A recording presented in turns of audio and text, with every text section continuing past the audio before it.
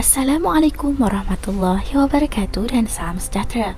Kami dari Kumpulan 12 akan membentangkan tajuk pengurusan pendidikan pencegahan dadah.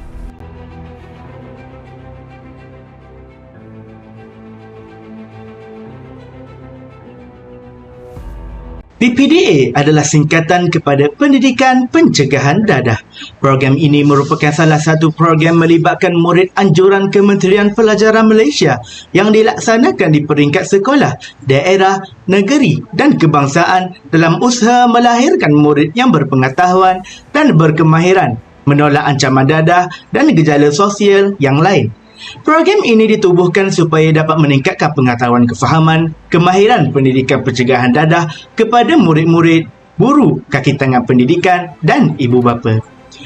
Selain itu, program ini juga dapat membangunkan modal insan yang memiliki ketahanan jati diri yang tinggi di kalangan murid dari segi fizikal, emosi, rohani dan mental. Seterusnya dapat membentuk budaya sihat, tingkah laku positif dan amalan nilai-nilai murni di kalangan murid sekolah. Harapan dari semua pihak adalah program ini perlu diteruskan dengan memantapkan lagi aktiviti-aktiviti yang dijalankan untuk memberi impak yang lebih dengan penglibatan murid yang lebih menyeluruh. Ini adalah selaras dengan dasar dan matlamat pendidikan pencegahan dadah Kementerian Pelajaran Malaysia ke arah merealisasikan sekolah bebas dadah.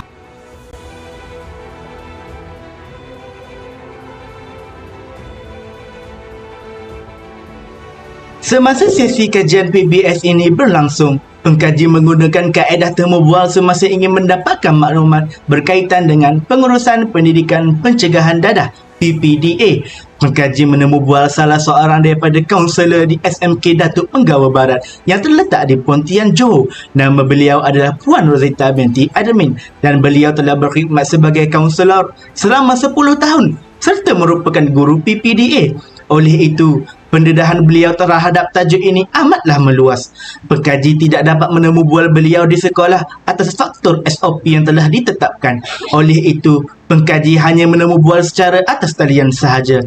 Terdapat 12 soalan yang diajukan kepada beliau dan tempoh temu bual kami adalah selama 40 minit. Sesi temu bual ini berlangsung pada hari Ahad 17 April 2022. Jam 10 pagi. Soalan-soalan yang ditujukan kepada penemu bual adalah hasil soalan yang dikumpulkan daripada kumpulan PBS lain berkaitan dengan tajuk PPDA tersebut. Banyak pendedahan dan input penting yang telah diberikan bagi memudahkan pelaksanaan sesi kajian ini. Pengkaji juga menggunakan analisis dokumen bagi melaksanakan kajian PBS berkaitan dengan tajuk PPDA ini. Walaupun pengkaji tidak dapat hadir ke tempat kajian kerana prosedur SOP yang patut kami patuhi, pengkaji meminta bantuan daripada penemu bual kami iaitu Puan Rosita binti Admin untuk mengambil gambar di lokasi kajian berkaitan dengan PPDA. Antaranya ialah sudut PPDA yang terdapat di sekolah dan juga pelbagai aktiviti yang menarik yang dilakukan oleh pihak sekolah bagi menjayakan program pengurusan pencegahan pendidikan dadah PPDA seperti pertandingan mewarna, mengadakan sesi ceramah dan sebagainya.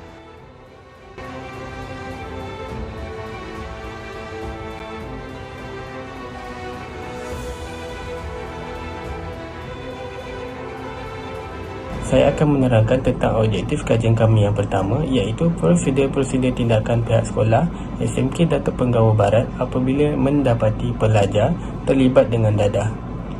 Menurut seorang guru kaunselor dari SMK Datuk Penggawa Barat yang telah kami temu bual iaitu Puan Rosita binti Admin, terdapat beberapa prosedur yang diambil sekiranya pelajar sekolah tersebut didapati terlibat dengan dadah. Antaranya ialah pihak sekolah atau pihak AADK akan terus menghubungi dan memaklumkan kepada ibu bapa para pelajar yang terlibat sejurus mendapati pelajar tersebut positif dadah setelah urine test atau ujian air kencing yang dijalankan. Dan satu lagi sesi ujian akan diadakan dan diuruskan oleh pihak AADK. Prosedur kedua pula ialah pihak sekolah akan terus memaklumkan kepada pihak pentadbir, penolong kanan al-hewal murid dan juga pengetua. Setelah ibu bapa murid-murid terlibat telah diberitahui dan diminta ke sekolah, untuk para pelajar akan terus diberikan konsultasi dan beberapa kali sesi kaunseling. Segala maklumat yang diperolehi sepanjang sesi kaunseling yang dijalankan, contohnya jenis dadah yang diambil oleh pelajar, Sumber bekalan dadah tersebut, tempat pelajar mengambil dadah tersebut dan keadaan semasa pelajar perlu dimaklumkan dan diserahkan kepada pihak AADK untuk mereka membuat tindakan lanjut kepada pelajar yang berkenaan. Setelah memberitahui kepada pihak atasan seperti pengetua, penolong kanan pentadbiran dan penolong kanan HAM serta pihak berwajib seperti AADK, menurut Puan Rosita juga perlu melaporkan kepada pihak polis bagi membuat tindakan susulan seperti menahan pelajar-pelajar tersebut dan diletakkan di bawah kes juvana kerana para pelajar tersebut masih di bawah umur. Kesimpulannya, prosedur-prosedur ini sememangnya amatlah penting dan perlu dilakukan oleh pihak sekolah bagi memastikan tiada lagi pelajar yang akan merosakkan masa depan mereka sendiri dengan mengambil najis dadah ini kerana golongan muda merupakan aset negara yang sangat berharga dan tidak ternilai sekaligus menjadi pelaburan penting untuk menjamin masa depan negara.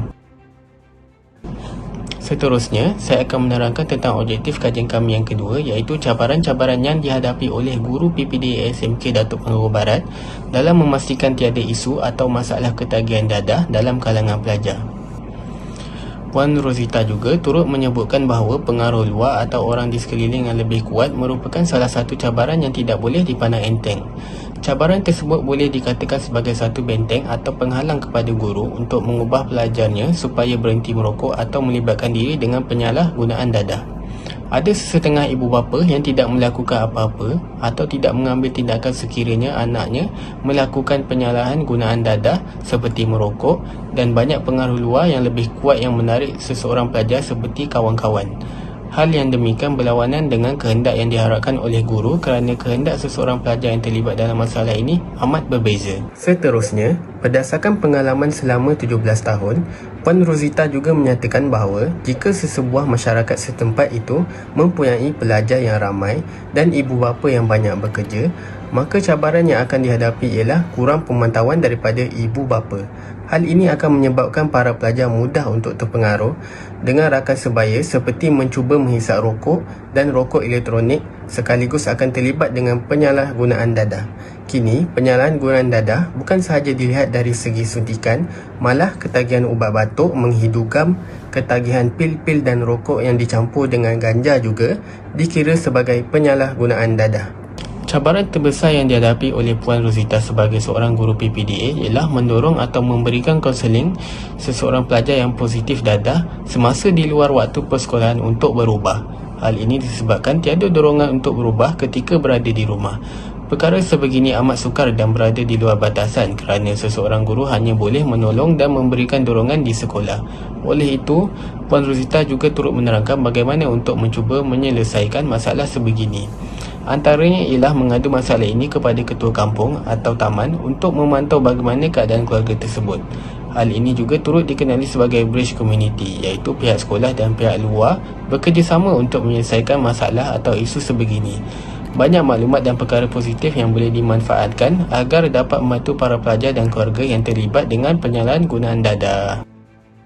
Objektif yang ketiga ialah kesan-kesan pelaksanaan aktiviti PPDA terhadap pelajar dan guru di SMK Datuk Penggau Barat. Pelbagai aktiviti PPDA yang dilaksanakan kepada pelajar dan guru di SMK Datuk Penggau Barat seperti Minggu Anti Dadah, ceramah, pertandingan poster dan kuis. Program yang dijalankan terhadap pelajar telah memberi kesan positif yang cukup baik. Antara kesan positif daripada program yang dijalankan terhadap pelajar yang dapat dilihat ialah tiada kes merokok dalam kalangan pelajar di kawasan sekolah. Program anti dadah telah memberi kesan yang baik apabila tiada pelajar yang sangkut dengan dadah. Selain itu, kesan daripada pelaksanaan Minggu Anti Dadah, masalah disiplin pelajar semakin berkurangan, tidak kira semasa berada dalam kawasan sekolah maupun di luar.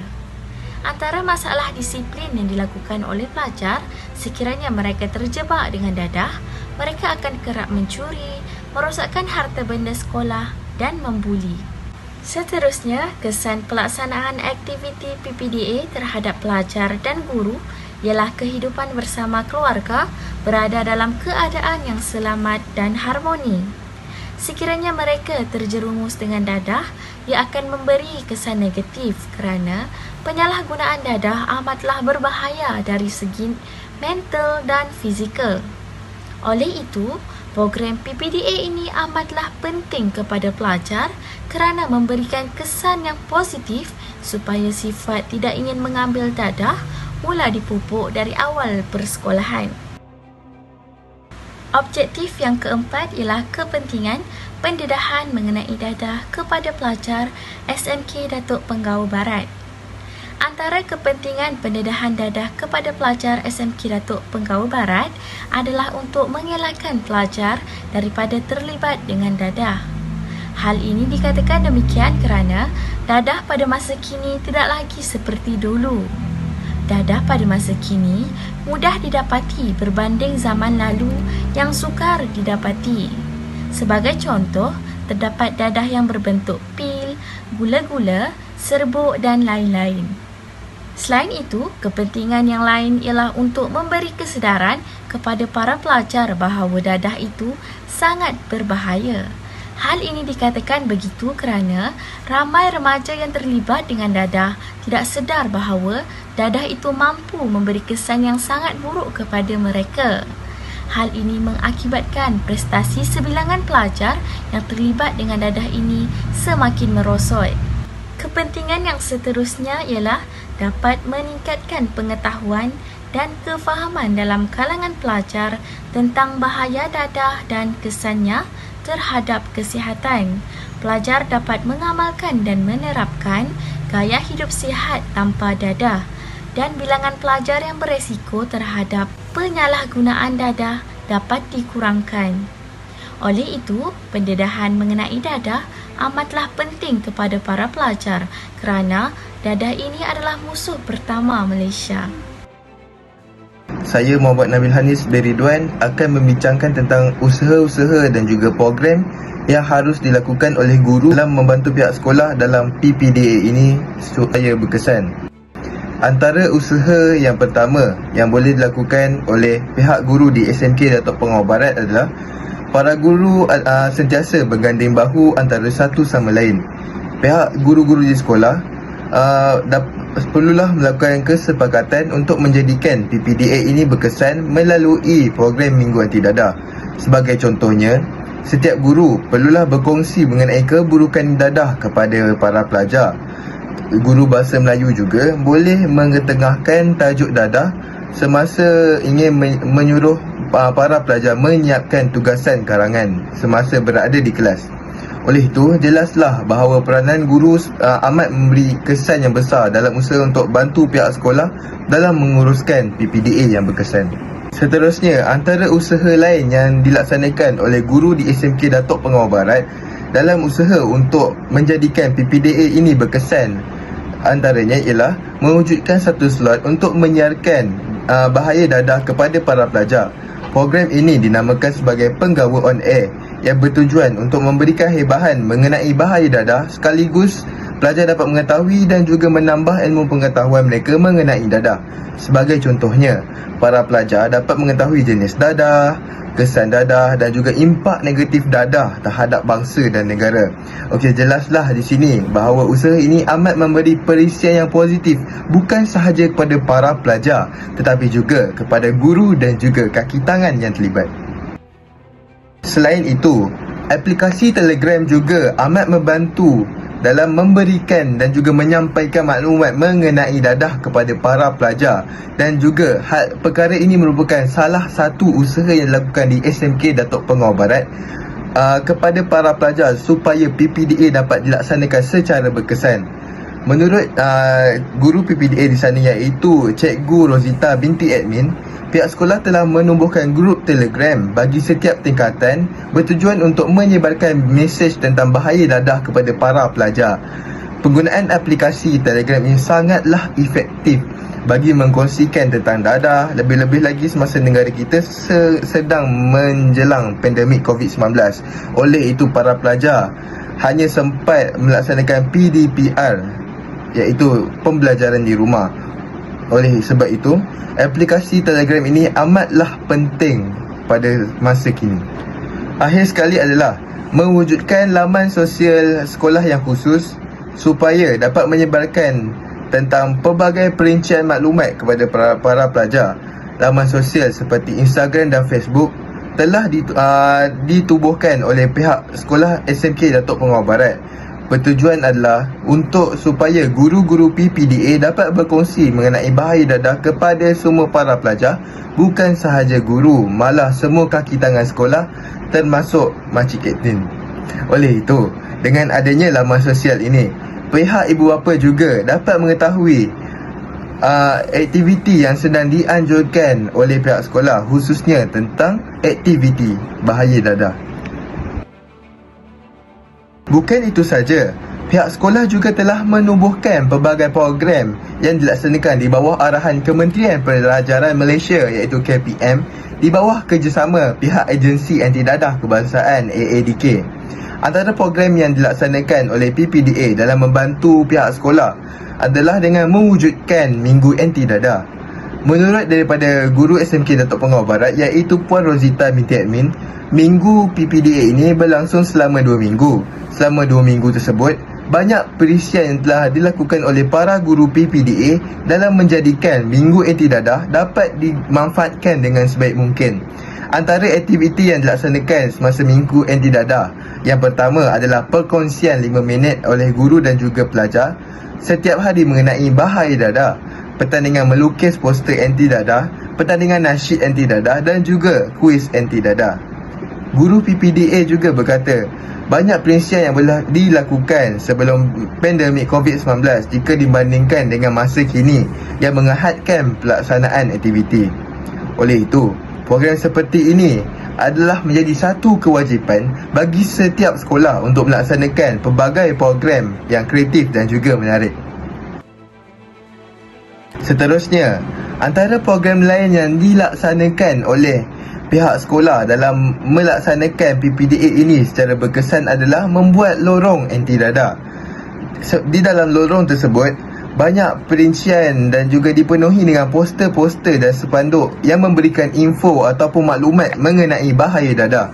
Tujuan Kementerian Pendidikan Malaysia mewajibkan lorong ataupun sudut anti dadah ini adalah bertujuan untuk meningkatkan kesedaran kepada penyalahgunaan dadah kepada para guru, pelajar, kaki tangan sekolah, ibu bapa, penjaga dan juga komuniti sekitarnya.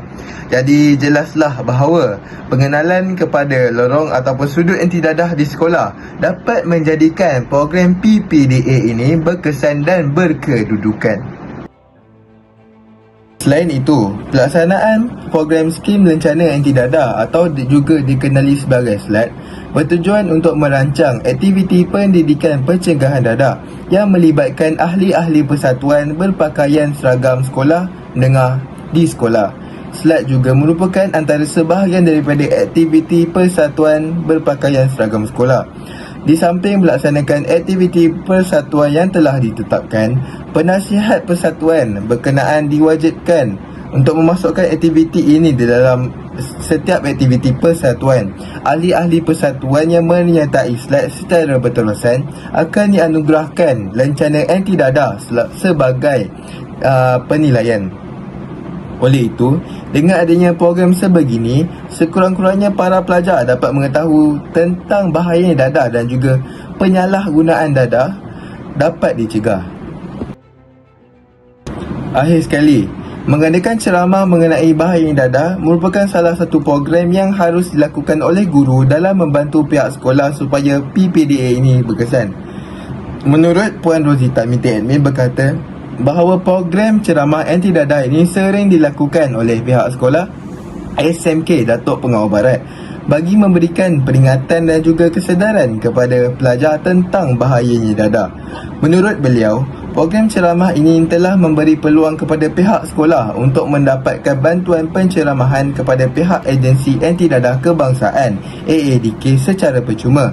Di samping tidak perlu mengeluarkan peruntukan untuk menjalankan program ceramah ini, para pelajar juga dapat mengenali jenis-jenis dadah yang pihak AADK sediakan semasa pameran pada penghujung program tersebut.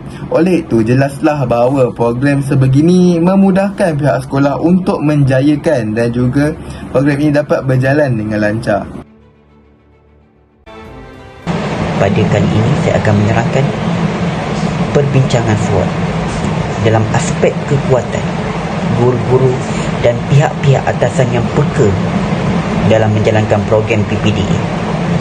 Hal ini dapat dibuktikan apabila pihak sekolah telah melaksanakan berbagai aktiviti seperti menyediakan lorong anti dadah, menganjurkan pertandingan poster, kuis dan sebagainya lagi. Pihak pengurusan SMK Datuk Penggawa Barat amat mengambil berat akan pelajar daripada terlibat dengan masalah dadah. Hal ini dapat dibuktikan apabila pihak sekolah akan mengenakan tindakan bagi pelajar yang merokok di sekolah. Selain itu, dalam aspek kelemahan, pihak pengurusan SMK Datuk Penggawa Barat adalah pihak sekolah yang tidak mampu untuk mengawasi sepenuhnya masa pelajar.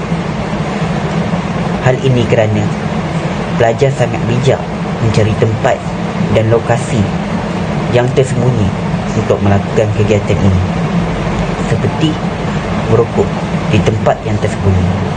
Selain itu, tidak dapat mengawal golongan pelajar yang ingin merokok di luar sekolah. Hal ini kerana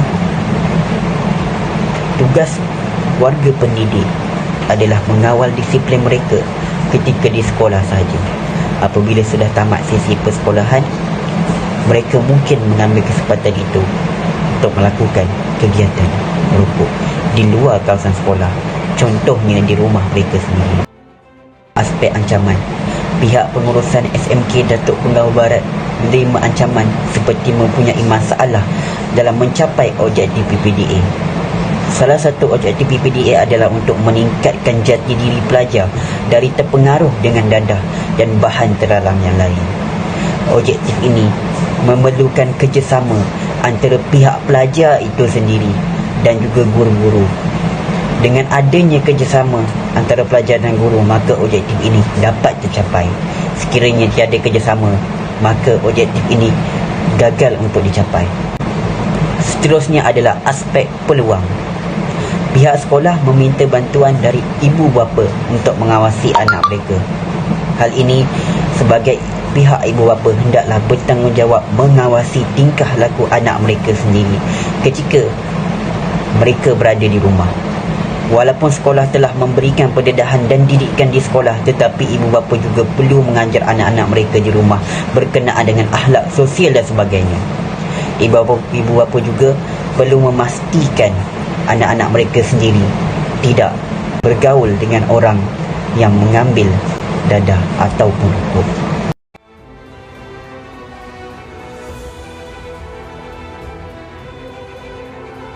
Kesimpulannya, semua pihak termasuk guru dan juga ibu bapa perlulah bekerjasama dalam menangani gejala dadah, sama ada memilikinya, menjualnya ataupun mengambilnya dalam kalangan para pelajar.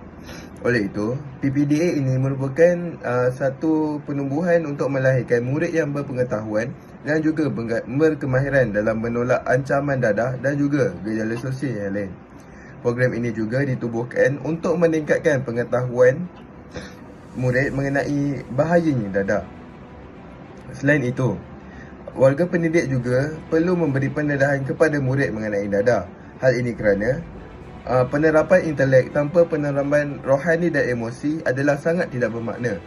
Murid yang hebat dari intelek tetapi lemah dari segi disiplin akan dapat menjatuhkan maruahnya dari segi keluarga, sekolah dan juga dirinya sendiri.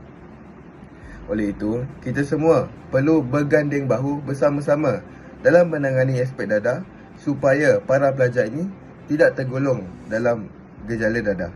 Sekian sahaja daripada saya. Terima kasih. Cabaran terbesar kalau saya, pengalaman saya lah, ialah bila kita dah jumpa pelajar yang positif.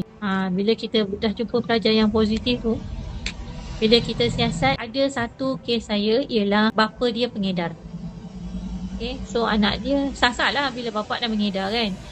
Dia pun sama lah, hanya dia macam bapa dia juga. Saya lupa lah dia masa tu dia spill, tapi saya lupa namanya apa. Dia ketagih benda tu lah.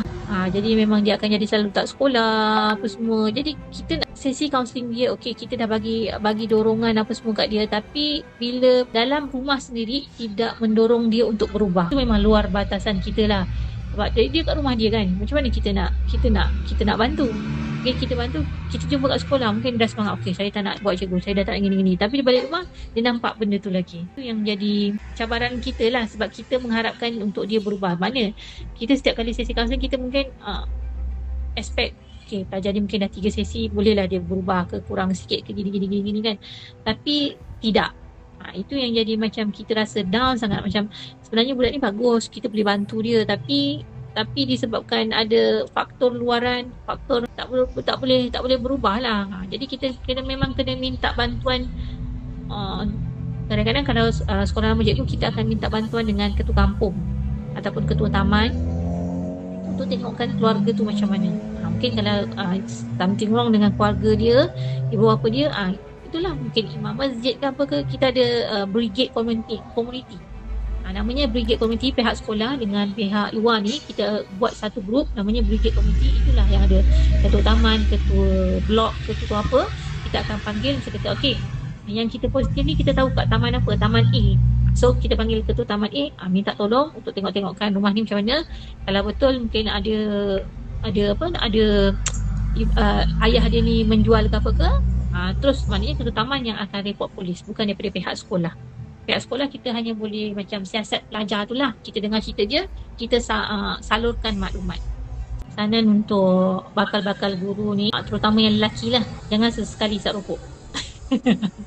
Okay, vape pun jangan. Tak kira lah lelaki perempuan zaman sekarang ni, vape pun dia orang macam dah biasa. Sebab bila awak dah selangkah menggunakan rokok, vape, ketagihan lah, dia akan menyebabkan ketagihan. Dan bila nanti awak dah datang sekolah, awak bekerja, nak cerita kat pelajar, okey, bahaya rokok, gini, bahaya vape, padahal awak sendiri pengguna benda tu, agak sukar lah. Okay, itu satulah. Sebab ada je kalangan guru kita, yelah, kita jadi cikgu kan, yang isap rokok.